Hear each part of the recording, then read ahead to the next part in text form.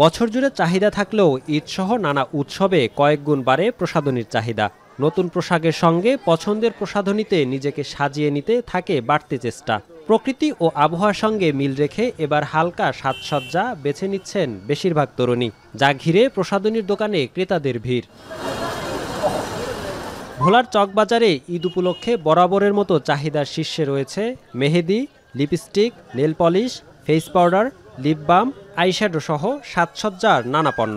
একদিকে বিদেশি প্রসাধনীর মান নিয়ে বিশ্বাসযোগ্যতার অভাব, অপরদিকে বাজারে মিলছে মানসম্পন্ন নানা দেশীয় পণ্য। এতে করে বাড়ছে ক্রেতাদের চাহিদা। মেকআপ আইটেম এগুলো বাহিরের প্রতি একটু আগ্রহ বেশি, কিন্তু এই যে মেহেদি এসব আমরা দেশিটাই চুজ করি। ঈদের মার্কেট করতে এসেছি, দেশি প্রোডাক্টই বেশি কেনা হয়েছে। মমতাজ এবং স্মার্ট যে মেহেদিগুলো আছে এগুলা দেশীয় প্রোডাক্ট হিসাবে অনেক ভালো। ব্যবসায়ীরা বলছেন বর্তমানে আমদানি ব্যয় বেশি হওয়ায় এবছর ক্রেতারা ঝুঁকছেন দেশীয় পণ্যের দিকে, আর ঈদ ঘিরে বেশি চাহিদা রয়েছে মেহেদির।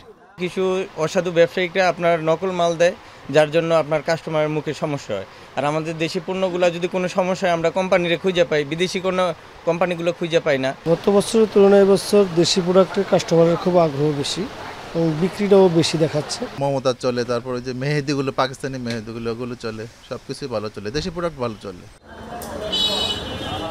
ব্যবসায়ীদের আশা, ঈদে ভোলায় ছোট বড় প্রায় 1200 প্রসাধনীর দোকানে বেচা কেনা হবে অন্তত 100 কোটি টাকার। ইমতিয়াজুর রহমান, এখন ভোলা।